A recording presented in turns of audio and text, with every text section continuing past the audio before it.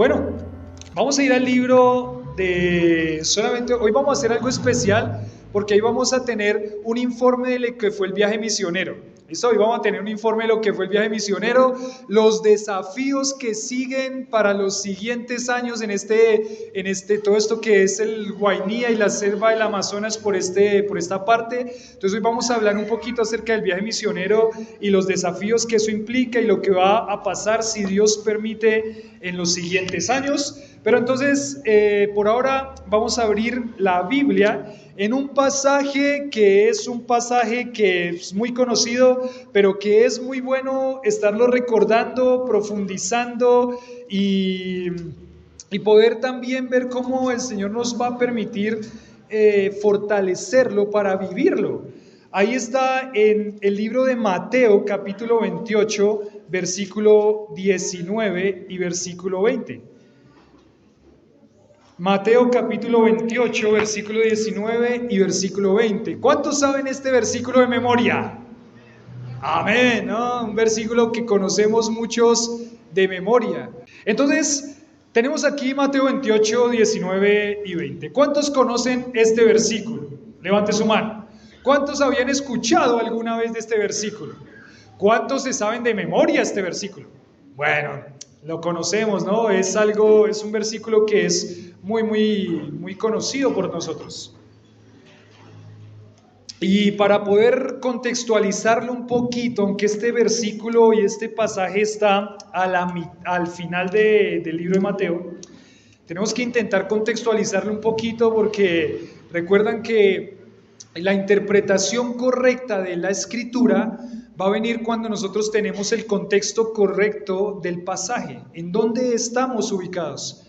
No solamente para la predicación, sino para cada uno de sus estudios personales en su casa, el estudio del contexto, de dónde está, a quién escribió, a quién le escribió, por qué le escribió, en qué sección del libro está, va a ser muy importante para que podamos hacer una interpretación correcta del pasaje y también por consiguiente una aplicación correcta del pasaje bíblico. Creo que muchas veces la situación que tenemos es que aplicamos la Biblia sin una interpretación correcta y las aplicaciones sin una interpretación correcta también pueden ser aplicaciones a nuestra vida desviadas de lo que realmente Dios quiere hablarnos en su palabra, tanto congregacionalmente como individualmente. Entonces, una regla ahí de interpretación.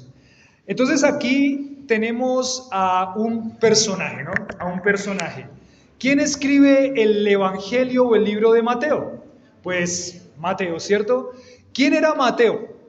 Mateo era uno de los apóstoles de Jesús, era un discípulo de Jesús. Mateo era de profesión un publicano, Para poder entender un poquito el concepto del publicano, Mateo como publicano era un hombre que recaudaba impuestos, un recaudador de impuestos, un contador. ¿Hay algún contador entre nosotros? No se vaya a ofender. Nah. Pero era un contador, era un publicano, era un recaudador de impuestos. ¿Qué hacía este recaudador de impuestos? Lo que pasaba con los publicanos es que ellos eran judíos que trabajaban para el Imperio Romano recaudando impuestos de los mismos judíos. Entonces, bueno, eso no tendría ningún problema, ¿no? Trabajan para el Imperio Romano, recaudan impuestos y le dan los impuestos a los romanos, que vienen de los judíos. Pero el problema era que estos publicanos tenían un pecado en su corazón. ¿Cuál era el pecado en su corazón? El pecado en ese corazón era que eran ladrones. ¿Cómo así que ladrones? Bueno, lo que hacían ellos era que el impuesto cuesta 100,000 pesos, pero ellos cobraban 200,000. Y 100,000 eran para el Imperio Romano, ¿y 100,000 para quién? Para su bolsillo. Entonces tenemos aquí una situación muy complicada porque realmente los publicanos eran odiados por los judíos, odiados por el imperio, su pueblo judío, porque estafaban y robaban a su propio pueblo. Y mientras muchas personas sufrían muchas situaciones difíciles de pobreza, los publicanos eran ricos y tenían sus casas y tenían sus propiedades y tenían mucha abundancia por el producto del robo que hacían a sus mismos paisanos, los judíos. Entonces, ¿eran queridos los publicanos? No, eran odiados los publicanos y eran odiados por todos los judíos. Entonces, aquí tenemos a Mateo, un cobrador de impuestos para el imperio romano, un hombre odiado, un hombre tenido como un traidor por los de su nación. Pero es interesante porque Mateo registra su conversión en el mismo Evangelio de Mateo.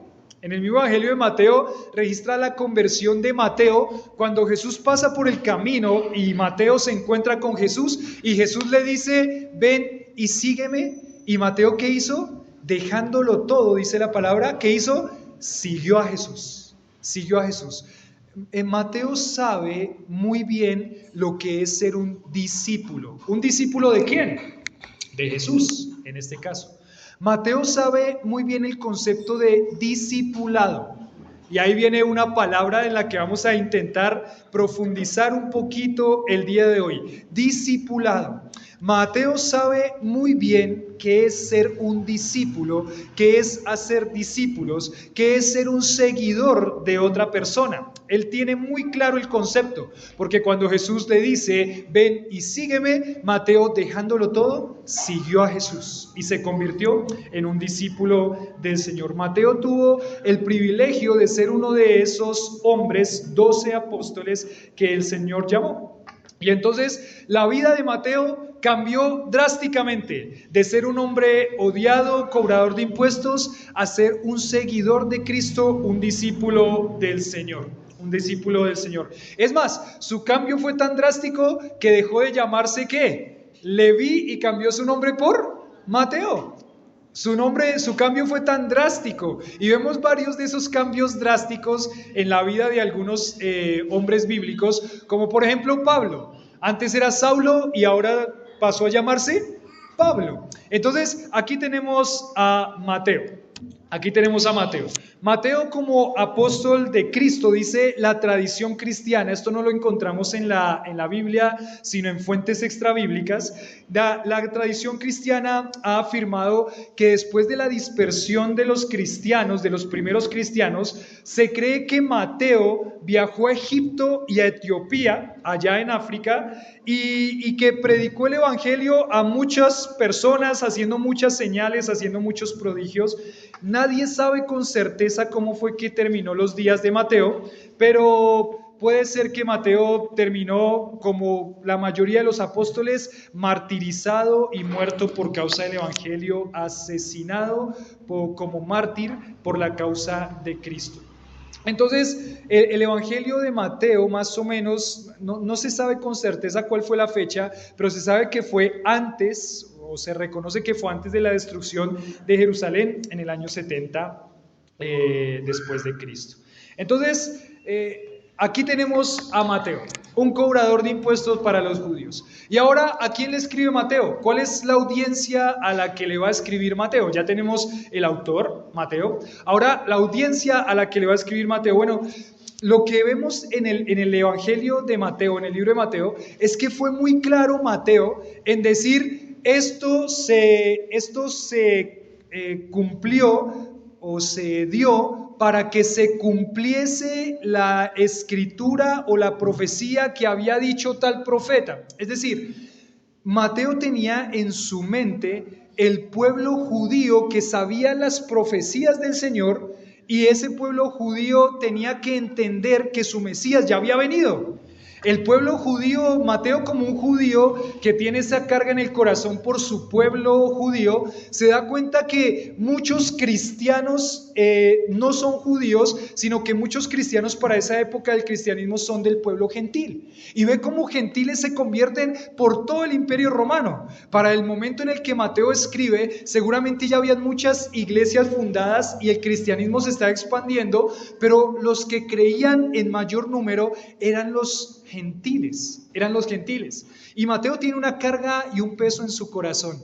Los gentiles están creyendo en el Evangelio, pero los judíos no. Entonces, en primer lugar, Mateo tiene en su pensamiento a todos estos judíos que necesitan entender que el Mesías ya vino, que no hay que esperarlo más porque el Mesías ya vino y ellos tienen que confiar en ese Mesías. Pero también es claro el énfasis de Mateo, porque Mateo también le está escribiendo a las iglesias que ya están establecidas en ese momento. Es claro el énfasis de Mateo también en hacer un énfasis en los gentiles también, en aquellos que son gentiles y que han creído en Jesucristo como su Salvador, y en los que tienen que traer también, los que tienen que creer en Jesucristo como su Salvador. Entonces aquí aparece, por ejemplo, tenemos en la genealogía de Mateo, aparece desde Abraham, con un claro énfasis en los judíos. Pero también aparece, por ejemplo, la narración de los Reyes Magos. La narración de los Reyes Magos que vinieron a visitar a Jesús es el único evangelio donde aparece en el Evangelio de Mateo, y los Reyes Magos no son judíos, son gentiles que vinieron a adorar a Jesucristo que había nacido como rey. Entonces nosotros vemos este énfasis de Mateo, los judíos, pero también a los gentiles. Entonces ahora es interesante porque Mateo va desarrollando todo su evangelio pensando en judíos, pensando en gentiles, pensando en fortalecer a la iglesia, y llegamos al capítulo 28. En el capítulo 28 ustedes tienen ahí un título en el 28. ¿Qué dicen sus Biblias en el 28? La resurrección, ¿cierto? Y después desde el 28:11, ¿qué dice? ¿El informe a quién? El informe de la guardia que vio resucitado a Jesús. Pero el evangelio no termina con la resurrección de Cristo. ¿Con qué termina el evangelio de Mateo? El evangelio de Mateo termina con la gran comisión, porque este que resucita ahora se ha dado a conocer como el Señor y Dios, como el Dios todopoderoso. Entonces, aquel que venció la muerte ahora es el Señor sobre todas las cosas. Y como el Señor es Señor sobre todas las cosas, la creación entera, ¿qué le debe a ese Señor que es Señor sobre todas las cosas? La creación entera, ¿qué le debe? Le debe todo. Pero específicamente aquí Mateo va a centrar su punto en que la creación entera le debe obediencia y adoración. ¿Por qué? Porque este que resucitó es el Señor y Cristo. Entonces, la creación entera le debe obediencia y adoración porque acaba de mostrarnos su poder a través de la resurrección. Bueno, aquí viene la primera parte en la que tenemos que pensar. ¿Usted es creación de Dios? ¿Sí o no? Hay una diferencia ahí entre hijos de Dios y criaturas de Dios, ¿no? Porque a veces tenemos esa confusión en que todos los seres humanos, dicen algunos, somos ¿qué? Hijos de Dios, dicen algunos. Pero no, la realidad es que no todos son hijos de Dios. Todos son criaturas de Dios. A todos Dios nos creó. Pero los hijos de Dios solamente son aquellos que han creído en Jesucristo como su Salvador. Son aquellos que han puesto su confianza en Él porque a ellos les dio la potestad de ser hechos hijos de Dios. Entonces no todos son hijos de Dios. Solamente aquellos que han creído en Jesucristo como su Salvador son hijos de Dios. El resto no. El resto son criatura de Dios. Pero aún así, todas las personas que son creadas, todas las cosas que son creadas, le rinden ¿qué? Obediencia y adoración a aquel que resucitó de entre los muertos. Y así Mateo termina su evangelio. No termina con la resurrección, termina haciendo un llamado a todos los que han dicho creer en Jesucristo como su Salvador. Obediencia y adoración al Señor que ha resucitado, Y como le debemos obediencia y adoración porque Él ha resucitado, entonces el Señor va a enviar a todos sus discípulos por todas las edades a que este evangelio y este mensaje de resurrección, de poder sobre la muerte, de obediencia y adoración sea predicado ¿hasta dónde? Hasta lo último de la tierra. Entonces este mensaje debe ser predicado hasta lo último de la tierra. Así termina el evangelio de Mateo y nos centramos entonces en estos versículos desde el 16 hasta el versículo 20. Hasta el versículo 20. Entonces el Señor va a enviar a sus discípulos, a sus heraldos, va a enviarlos con el mensaje al mundo. Va a enviarlos con el mensaje al mundo. Y este mensaje es el mensaje de salvación. Entonces miremos el versículo 16. Dice, ¿pero quiénes? Los 11 discípulos. ¿Por qué 11 y no 12? Porque Judas, ¿qué pasó con Judas? Judas ya se había matado, ¿no? Judas ya se había ahorcado y dice que parece que se desprendió y cayó en el abismo y se desparramó por todo lado y murió. Entonces, los 11 discípulos se fueron a Galilea, al monte donde Jesús les había ordenado. Versículo 17. Y cuando le vieron, ¿qué dice?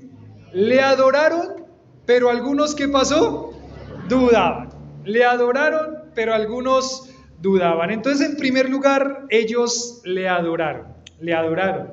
Y esa palabra adoraron significa postrarse en un acto de rendición completa. Ellos se postran ante Dios y lo que están diciendo con este acto de adoración es que nosotros rendimos todo lo que somos a ti. Nosotros nos rendimos ante ti. No lo puedo hacer en este momento, pero imagínense que ellos están prácticamente... No solamente sus rodillas seguramente están en el piso, sus rodillas, seguramente sus manos y su cabeza están tocando el piso, porque ellos están reconociendo que hay una adoración, que este Señor que ha resucitado, ¿quién es Dios? Ese Señor que ha resucitado, que es el Señor sobre todas las cosas, merece mi vida rendida completa ante Él. Mi vida rendida completa ante Él. Y eso es muy importante porque hay áreas de nuestra vida que nosotros no queremos rendir a Dios. Hay áreas de nuestra vida que nosotros vamos a luchar para rendirlas al Señor. Hay un pecado que está ahí luchando en nuestro interior que nos impulsa a la maldad y nos dice en egoísmo que nosotros debemos satisfacer nuestros deseos, que debemos satisfacer nuestros anhelos, que debemos satisfacer nuestros sueños. Y lo que el Señor dice es que como Él resucitó, todas sus criaturas, no solamente los hijos de Él, no solamente los creyentes, sino todas sus criaturas, pero en primer lugar sus hijos y los creyentes deben rendir su vida en adoración completa a Él. Pero no solamente una parte de su vida, sino toda su vida. Cada una de las áreas de la vida debe rendirse en adoración a Él. Debe rendirse en adoración a Él. ¿Cuál es el área de nuestra vida la cual no hemos rendido todavía al Señor? Para algunos, por ejemplo, es el área económica. Dice, bueno, Señor, yo entrego todo a ti, pero mi bolsillo lo manejo ¿quién? Yo, ¿cierto? Los jovencitos dicen, Señor, yo entrego todo a ti, pero mis sentimientos los manejo yo. Déjame que me gusta ese chico o esa chica. Esos los manejo yo. Los adultos ya luchamos con otras cosas. Señor, rindo todo a ti, pero mis hijos los manejo yo. Vimos hace 8 días la crianza de los hijos muy bien explicada, muy bien explicada. Y llegábamos a la conclusión de que los hijos no son nuestros. ¿Los hijos son de quién? De Dios. Nosotros solamente administramos a los hijos.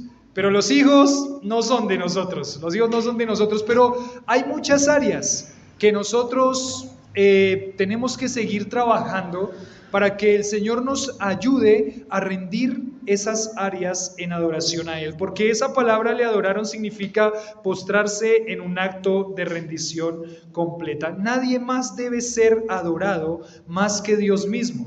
Y ahí es donde tenemos la dificultad, porque El problema es que nosotros queremos adorarnos a nosotros mismos. Nosotros queremos la adoración hacia nosotros. Y es con lo que luchamos prácticamente todos los días. Adorar, rendirnos a nuestro propio pecado, rendirnos a nuestro propio corazón. Entonces, por ejemplo, cuando uno está luchando ahí con las cobijas para levantarse el domingo, es un acto de adoración a su sueño, a su pereza, a su carne que quiere quedarse ¿dónde? Ahí acostado, calientito, ¿cierto? ¿A quién quiere adorar? A usted mismo, a su carne. Porque es que ya me levanté temprano todos los días de la semana. Ahora, ¿qué dice inconsciente o conscientemente? ¿Ahora yo qué? Yo merezco, ¿sí o no? Yo merezco quedarme aquí y descansar. Hasta algunos se ponen espirituales y utilizan la Biblia, y por eso les digo que la interpretación correcta nos va a llevar a una aplicación correcta, porque alguien podría decir, porque Dios dijo que hay un día que tiene que ser ¿de qué? De reposo. Entonces, Señor, te voy a obedecer. Y agarra la cobija y se tapa la cara y sigue durmiendo. Un acto de adoración completa a usted. Un acto de rendición completa a usted. Y ahí es cuando usted dice, me rindo, me quedo acá. Se rindió ante usted, se rindió ante su propio pecado. Pero ellos entendían, y cuando esta expresión viene aquí, porque nos va a hablar todo ese contexto, de este Señor que los va a encomendar, este Señor que los va a acompañar, este Señor que los va a enviar a hacer la tarea, este Señor, si no hay un corazón que realmente está rendido ante el Señor, esto que está abajo no se va a poder hacer, no se va a poder hacer. Porque si el corazón no está rendido, si todavía mi corazón está luchando y hay una guerra entre que gana más mi carne que el Señor, entonces esto que está abajo va a ser complicado que nosotros podamos llegar a poder cumplir con lo que el Señor quiere que cumplamos. Pero es una parte o es un problema del entendimiento que cada uno de nosotros tenemos de Dios. Porque yo podría hacer la pregunta siguiente: ¿usted reconoce a Jesucristo como el Señor de su vida? Y ahí es donde empieza el problema, ¿no? Porque si no reconozco a Jesucristo como el Señor de mi vida, o si eso solamente es de labios para afuera y no una convicción que yo voy a vivir, entonces ahí es donde está el problema. Lo que cada uno de ustedes piense ahí en su mente, algunos que están casi luchando contra ese sueño que los tiene ahí atrapados y agarrados, algunos que están luchando contra ese sueño, lo que estén pensando ahí en su mente es lo que va a hacer que ustedes vivan de una manera que realmente le agrada al Señor. Si ustedes realmente reconocen que este Señor o este Jesús es el Señor de sus vidas, así van a vivir y no van a tener mucho problema. Ustedes dicen, mi vida queda rendida completamente a ti. Entonces yo voy a vivir de esa forma. Yo voy a hacer todo lo que esté a mi alcance para vivir de esa forma. Yo voy a negarme a mí mismo para vivir de esa forma. Pero si no hay un entendimiento en convicción de quién es este Dios, entonces va a ser difícil. Creo que no van a poder, no vamos a poder. Porque va a ganar siempre el rendir mi adoración a mí mismo. Y cada vez que luche con obedecer al Señor, ahí está la lucha. O le rindo adoración a Dios, me postro ante Él completamente, o me rindo adoración a mí mismo y me postro ante mí. O es Dios o soy yo. No hay otra, no hay grises. No hay un poquito para acá, un poquito para allá. O es Dios o soy yo. Y ahí está la lucha, pero ellos reconocían que aquí hay un Señor al cual debemos rendirnos en adoración completa. Nadie más debía ser adorado. Y hay una palabra también interesante, porque le adoraron, pero hay un contraste. ¿Qué dice? ¿Pero qué? Pero algunos, ¿qué hacían? Dudaban, ¿cierto? Algunos dudaban, y esa misma palabra dice que solamente aparece aquí en Mateo 2 veces, y es la palabra que cuando Jesús dice que extendió su mano, asió de él y le dijo, hombre de poca fe. Esa es la misma palabra o expresión de algunos dudaban. Duda está relacionada entonces con poca ¿qué? Con poca fe. Está relacionado con poca fe. Cuando algunos dicen que dudaban, estaban diciendo, ¿será que sí? Algunos se postraron y miren que aquí está claramente como los dos grupos.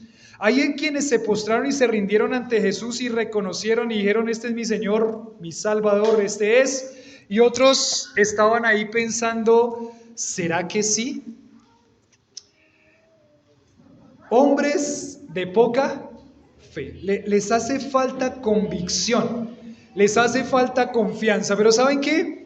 Es lo más impresionante de todo este primer versículo, y es que el Señor le va a dar las palabras de la gran comisión a un grupo de personas que también ¿qué?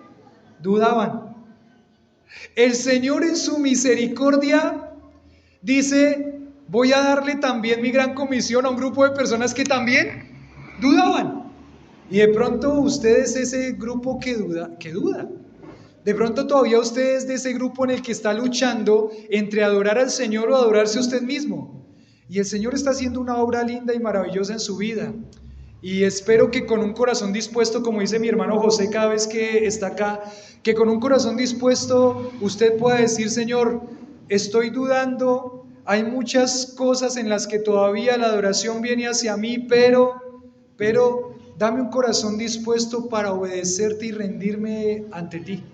Dame un corazón dispuesto para obedecerte y rendir mi voluntad hacia ti. Porque lo más increíble de todo es que aún con sus dudas y mis dudas, aún con esos momentos en los que fluctuamos, ¿cierto? Aún en esos momentos en los que estamos tambaleando, el Señor todavía piensa que nosotros podemos hacer la labor de la gran comisión y nos envía también. Eso es mucha misericordia, porque si yo fuera Dios, ya me hubiera rendido hace rato con algunos. Hace rato ya me hubiera rendido con algunos, pero no soy Dios, gracias a Dios. Él es Dios. Y Él todavía está ahí pensando que aún en medio de las dudas, el Señor lo puede utilizar si tiene un corazón dispuesto. A estos hombres que dudan, Él les da la palabra de la gran comisión. A Él les da la palabra de la gran comisión. Y en el versículo 18 empieza la expresión diciendo, ¿y Jesús qué? Y Jesús se acercó. Y Jesús se acercó. Y también es bonito porque ellos dudaban, pero Jesús ¿qué hace? Se acerca.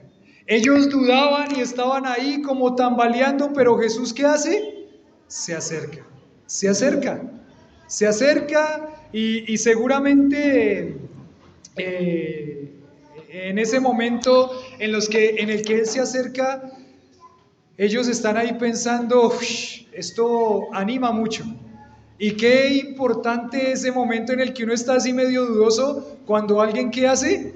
Se acerca, lo anima, lo fortalece, quizá le da 2 cachetaditas bíblicas, ¿sí? ¿Me entienden la expresión, no? Como que reaccione, tin, y ánimo que hay que seguir. Ánimo que hay que seguir, dice, Él se acerca. Y entonces en primer punto de esta predicación, que se llama Mi responsabilidad en hacer discípulos, el título de la predicación, Mi responsabilidad en hacer discípulos.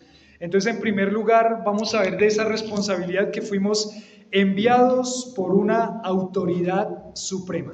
Primer punto, ¿cuál es? Enviados por una autoridad suprema. Otra vez, primer punto, ¿cuál es? Enviados por una, ahí lo pueden anotar, enviados por una autoridad suprema. Y entonces aquí empieza diciendo el versículo 18, se acercó y les habló diciendo, ¿y qué les dice? Toda potestad me es dada en el cielo y en la tierra. Entonces, toda potestad, ¿qué significa esa palabra potestad? La palabra potestad significa autoridad, autoridad suprema, autoridad suprema. Toda la autoridad suprema le ha sido dada a Cristo como el Rey legítimo, aquel que acaba de vencer la muerte y por su victoria sobre la muerte no tenemos ninguna duda. Él tiene toda la autoridad, Él tiene la autoridad suprema, Él tiene la autoridad suprema para hacer y deshacer como Él quiera. Él es el único que tiene toda la autoridad. Y Él dice, toda la autoridad me es dada en el cielo y en la tierra. Entonces, en primer punto, encontramos aquí que hay una autoridad suprema. Hay una autoridad suprema que le dice a sus discípulos, son enviados a algo, son enviados a algo. Parece una sugerencia, ya cuando pone toda potestad me es dada en el cielo y en la tierra, parece que esto va a ser una sugerencia. Ya cuando Él pone toda potestad, yo siendo el Rey legítimo, el que tiene toda la autoridad sobre todas las cosas, parece que va a ser una sugerencia. No, va a ser un ¿qué? Un mandato. O sea que esto no es algo que es una opción para los creyentes. Esto es algo que es un mandato de Dios para los creyentes. Pongámoslo en términos militares. ¿Es una qué? Es una orden, ¿cierto? ¿Y qué tiene que hacer el que recibe la orden como subalterno? Tiene que obedecerla. Hay algunos el problema en nuestro corazón es que también resistimos a la autoridad, ¿sí o no? ¿Nos sometemos fácilmente hacia la autoridad? ¿Sí o no? Nada, luchamos, ¿no? Ahí está la lucha otra vez de adorarnos a nosotros mismos, pero luchamos contra la autoridad en todos los ámbitos, luchamos contra la autoridad. En la música tenemos una música que se llama la música protesta, ¿cierto? La música protesta. ¿Y por qué se llama música protesta? Pues porque hay que protestar. ¿Contra quién? Contra la autoridad, ¿cierto? Entonces la música protesta. Ahí está la música protesta y tenemos nuestro corazón que nos inclina a rechazar la autoridad. Pero aquí se presenta aquel que tiene toda la autoridad legítima y Él dice, miren, quiero que les quede algo bien claro, mis queridos discípulos apóstoles que están ahí. Toda potestad, toda autoridad. Yo soy el Rey legítimo y les voy a decir algo. Entonces, ¿qué tienen que hacer? Tienen que obedecer, tienen que obedecer. Entonces, es nuestra autoridad final. Él es nuestra autoridad final. Y el problema que tenemos es que el hombre quiere ser la autoridad final sobre su propia vida, pero desafortunadamente, ¿saben qué? Cuando una persona empieza a inclinarse a que la autoridad final es él, lo triste es que esto va a tender solamente al fracaso. ¿Ustedes conocen a personas que piensan que ellos son la autoridad final sobre su vida? ¿Sí? ¿Conocen a esas personas? Algunos son sus hijos, algunos son sus esposos, algunos son sus vecinos, algunos son las personas con las que trabajan. En algún lugar siempre se está luchando con esto. Pero ¿saben qué es lo triste de toda esta situación? Que cuando uno no se rinde al Señor, sino se rinde a su propia vida, esa vida va a tender más hacia el fracaso. Es más, pareciera que nunca terminan de despegar. Siempre hay amargura en su corazón, siempre hay tristeza, siempre están cayendo en otra cosa. No hay gozo, no hay gozo. Esa persona que piensa que la autoridad final sobre su vida es ella misma y que piensa que por eso puede hacer lo que quiere, va a ir hacia el fracaso. Porque el único bien para nuestra vida es temer a Dios y guardar sus mandamientos. Esa palabra temer significa reverenciar, es postrarse ante su Dios. Y todo le saldrá ¿qué? Bien, dice la palabra. Cuando una persona se inclina por la desobediencia en su corazón, por la falta de sujeción ante el Señor, quien es el Señor de todas las cosas, esa persona va a tender hacia el fracaso, hacia el fracaso. Y ustedes saben bien de lo que hablo, ¿no? Cada uno de ustedes tiene a alguien al lado que piensa que tiene la autoridad final sobre su vida y no parece que estuviera viviendo de una manera correcta. Parece que todas sus decisiones y cosas fueran un enredo ahí, una maraña que uno dice, por más de que aparentemente parece que está bien, realmente se ve muy triste, se ve mal, se ve totalmente amargado. Entonces, es el problema que tenemos en nuestro corazón. El hombre quiere ser la autoridad suprema, pero aquí se pone el Señor y le dice, solamente hay dos decisiones que tomar. La decisión número 1 es adorarte a ti mismo y no reconocer mi autoridad.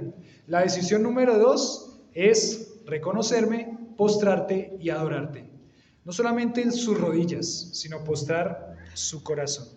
Entonces el hombre necesita desesperadamente reconocer al Señor en su vida. El hombre necesita desesperadamente reconocer que hay un Dios al cual está sujeto, porque si no, esa vida va a tender al fracaso. Y aquí tenemos una pregunta que hacía un comentario. Dice, nos cuesta vivir esta realidad. Y la primera pregunta que podría hacer es, ¿a qué venimos a la iglesia? Una buena pregunta. ¿A qué venimos a la iglesia? ¿Venimos a encontrarnos con Cristo y que nuestras vidas sean dirigidas por Él? Esa es la primera opción.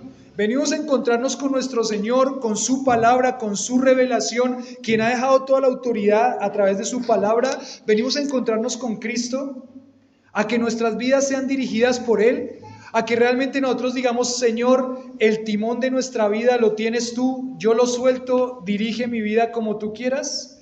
O venimos a encontrar respuestas a nuestras preguntas, consuelo para nuestros problemas. Y usted dice, sí, yo vengo a escuchar respuestas a mis preguntas y yo también vengo a escuchar respuestas para mis problemas. Yo vengo también a escuchar consuelo para mi vida, pero ahí hay un problema, que si primero estamos buscando nuestro propio beneficio en vez de la adoración y exaltación a Dios, entonces estamos cambiando también el lugar. Es más, miren cómo es el corazón de engañoso. El corazón es tan engañoso que nosotros podemos venir solamente porque estamos buscando algo para nuestro propio ¿qué? Beneficio, y no venimos de eso a la iglesia. Venimos a buscar su autoridad, venimos a buscarlo a Él, venimos a rendir nuestro corazón a Él, venimos porque reconocemos que no hay nadie más a quien debemos obedecer. Venimos aquí a la iglesia porque nosotros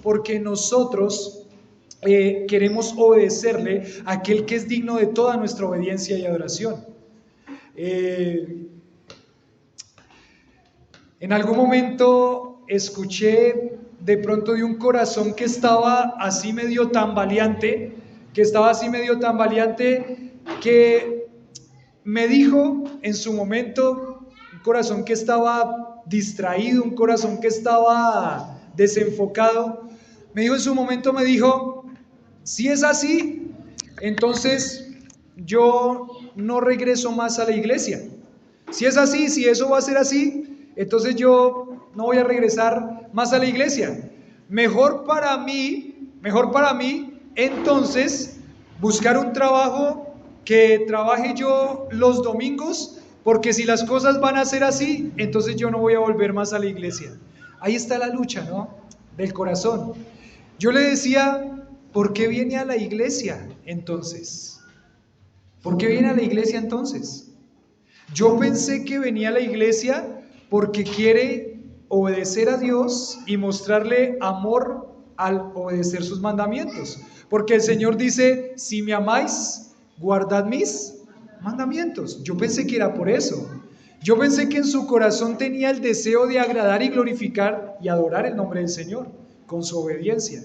Yo pensé que venía ante el Señor no buscando en primer lugar un beneficio para su propia vida, sino porque quería realmente rendir su corazón ante Él. Pensé que era eso. Si su motivación es incorrecta, no puede adorar al Señor en verdad. Y Él busca adoradores que le adoren en espíritu Y en verdad, porque Él tiene toda la potestad. Entonces ahí es donde nuestro corazón nos va a intentar engañar. ¿Por qué viene a la iglesia? ¿Por cumplir un rito? Porque si no vengo, de pronto alguno en su mente piensa, si no vengo, el Señor me va a castigar, ¿cierto? O de pronto alguien piensa y solamente trasladó un concepto de la iglesia tradicional a la iglesia cristiana y dice, no, yo esta semana hice varias cosas mal, pero el que peca y reza, empata. Entonces vengo a la iglesia, ¿por qué? Porque si yo voy a la iglesia, entonces las cosas que hice mal no se van a ver tan mal ante Dios. No es la motivación. ¿Por qué viene a la iglesia? Viene a adorar y a encontrar su voluntad ante el Señor y rendir su corazón ante Él y decirle, Señor, dirige mi vida porque te pertenece mi vida, o viene por algún beneficio personal. Y su corazón puede engañarlo tan tremendamente. Pero aquí está nuestro corazón puede engañarnos tan tremendamente. Y aquí está, en primer lugar, ¿quién envía? Enviados por una autoridad suprema. La autoridad no es un sistema religioso. Digamos que aquí no estamos nosotros en representación de una denominación de iglesias. Nosotros no estamos aquí en representación de un grupo de pastores. Nosotros no estamos aquí por el nombre de un pastor específicamente. Nosotros estamos aquí porque reconocemos que la autoridad suprema sobre nuestras vidas es la persona de Jesucristo. Y a Él le debemos nuestra total obediencia y rendición de nuestra vida. Enviados por una autoridad suprema. O Cristo es Dios o no lo es. Y si Cristo es Dios, entonces nuestra vida debe ser rendida completamente en adoración a Él. Haga los ajustes que tiene que hacer y no deje que su corazón siga engañándolo. No deje que su corazón siga inclinándolo a adorarse a usted mismo. Busque al Señor, ríndase ante Él. O Cristo es Dios o no lo es. Miren lo que dice Hechos, Juan capítulo 20, versículo 28. Si quieren pueden anotarlo ahí, Juan 20, 28, como una referencia. Dice, entonces Tomás respondió y le dijo, Señor mío y Dios mío. Que fue cuando Tomás estaba un poco, ¿qué? Dudoso, hasta que el Señor no venga. Espero que no pase con ustedes, no va a pasar igual. Pero hasta que el Señor no venga y me muestre aquí sus manos y sus heridas, entonces yo no voy a ¿qué? A creer. Y el Señor se le aparece a Tomás, y Tomás ¿qué hace? Se rinde en adoración a Él, reconoce que Él es Dios y le dice, Señor mío y Dios mío. En Hechos capítulo 4, versículo 12 dice, y en ningún otro hay salvación, porque no hay otro nombre bajo el cielo dado a los hombres en quien podamos ser salvos, sino en el nombre, la persona y la obra de Jesucristo. No hay nadie más. En ningún otro hay salvación porque Él tiene la autoridad suprema. La resurrección fue el sello de su autoridad final o completa. Y ahí el último versículo para terminar esta parte, Hechos 17, 30 y 31, dice, pero Dios, habiendo pasado por alto los tiempos de esta ignorancia, ahora manda a todos los hombres en todo lugar que se arrepientan, por cuanto ha establecido un día en el cual ¿qué? Juzgará al mundo con justicia por aquel varón a quien designó, dando fe a todos con haberle levantado de los muertos. La resurrección de Cristo lo que hizo fue decir, el Señor tiene toda la autoridad. Y ahora ese Señor que tiene toda la autoridad envía a sus discípulos, enviados por una autoridad suprema. Enviados por una autoridad suprema.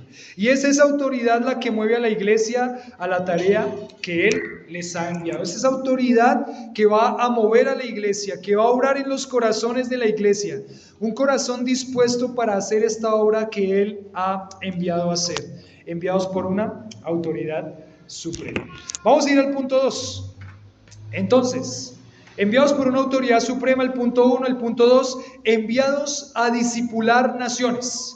Enviados a discipular naciones. ¿Cuál es el punto 2? ¿Enviados a qué? A discipular naciones. Enviados a discipular naciones. Versículo 19. Les dice, por tanto, ¿qué? Id y haced discípulos. Id y haced discípulos. Id y hacer discípulos. Miren lo que dice Hechos 14:21. Hechos 14:21 dice, y después de anunciar el evangelio a aquella ciudad y de hacer muchos discípulos, volvieron a Listra, a Iconio y a Antioquía. ¿A qué fueron? A hacer discípulos. Ellos fueron a hacer discípulos. Y otra vez entendemos que el llamado que Cristo dejó no es a evangelizar a las naciones, aunque el hacer discípulos empieza con el evangelismo, pero no dice ir y evangelizar a todas las naciones. Es más, la tarea tampoco es ir y hacer crecer las iglesias en número. Esa no es la tarea. Por eso, el enfoque de una iglesia bíblica no es que la iglesia se llene de personas. El enfoque de una iglesia bíblica es que cada una de esas personas puedan llegar a ser un ¿qué? Discípulo de Cristo. Puede ser que sean un puñado pequeño de personas, puede ser que sean un grupo más grande de personas, pero el objetivo no es ir y hacer crecer las iglesias. El objetivo es ir y hacer ¿qué? Discípulos. Que cada una de esas personas que está sentada en una silla pueda conocer a Cristo y pueda ser un discípulo de Cristo a la madurez de Cristo.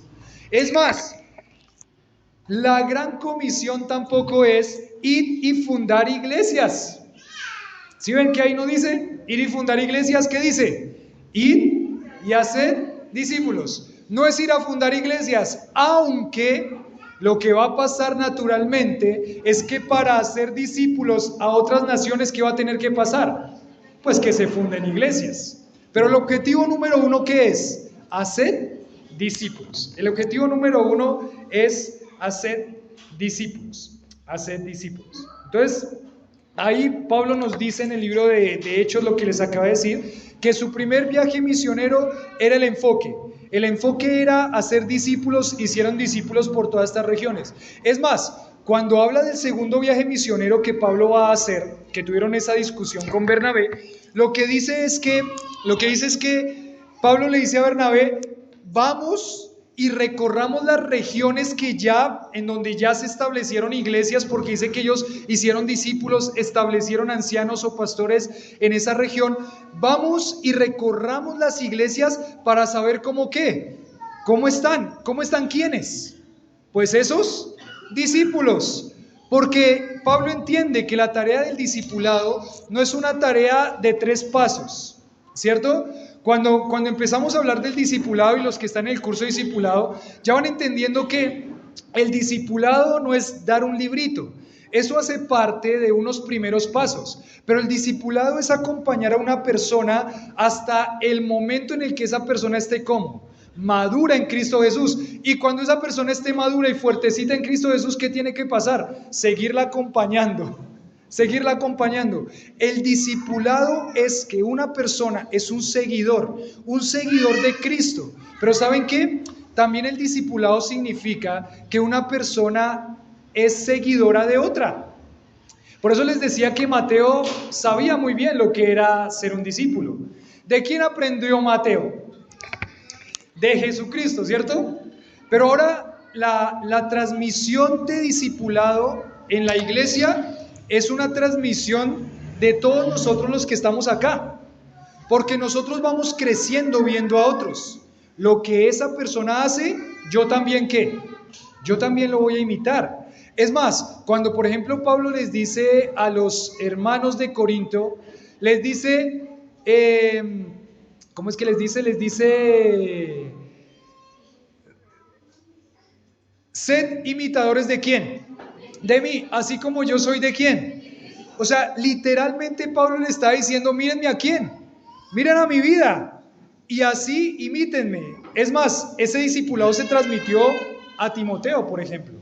Pero entonces aquí cuando tenemos nosotros en este punto, el ir y hacer discípulos, Es una tarea fundamental que tiene la iglesia y prácticamente esto fue lo que el Señor le dejó a la iglesia.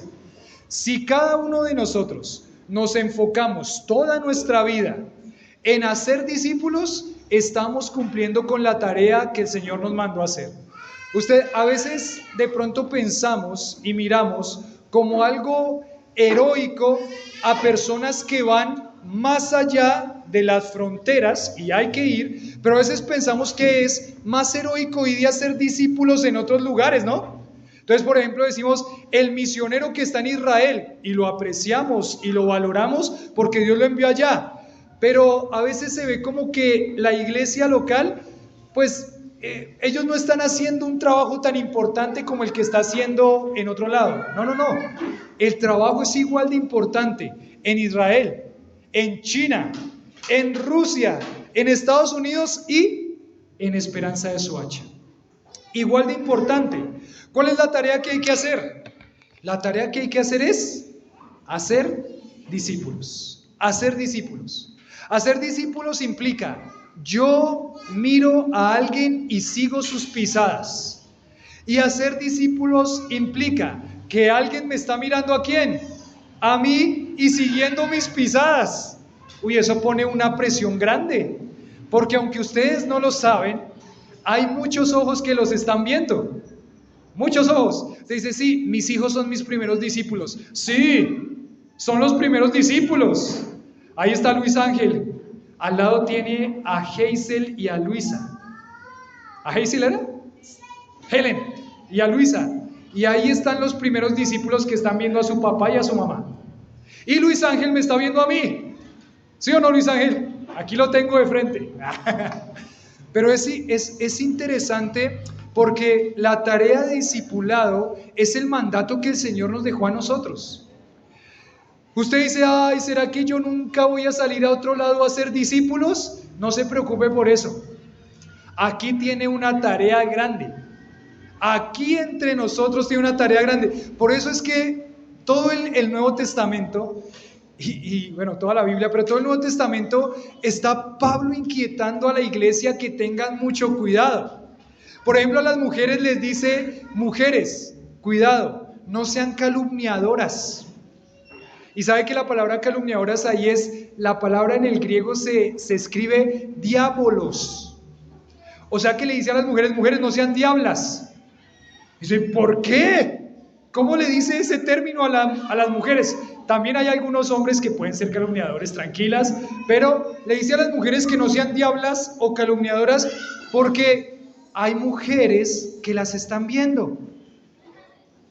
Porque ahí le está hablando a las ancianas que tienen que ser ejemplo a las más jóvenes para amar a sus esposas y a sus hijos, y desafortunadamente la tendencia de algunas mujeres es hablar mal.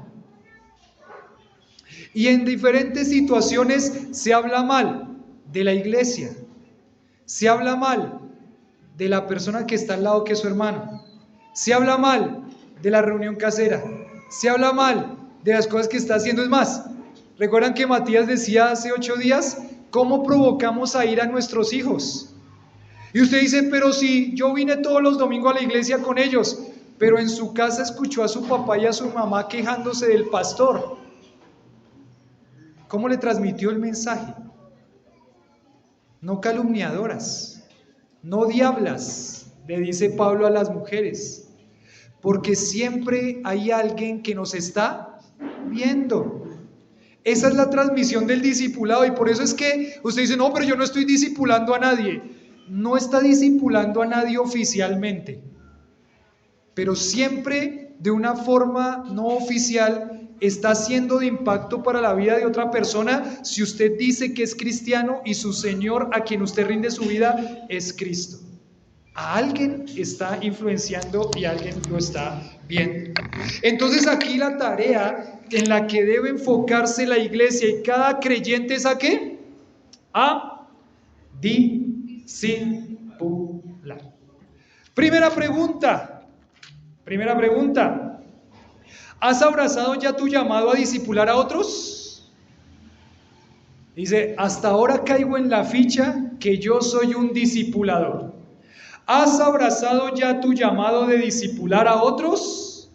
Hasta ahora me doy cuenta que yo también soy un discipulador y que yo también soy un discípulo.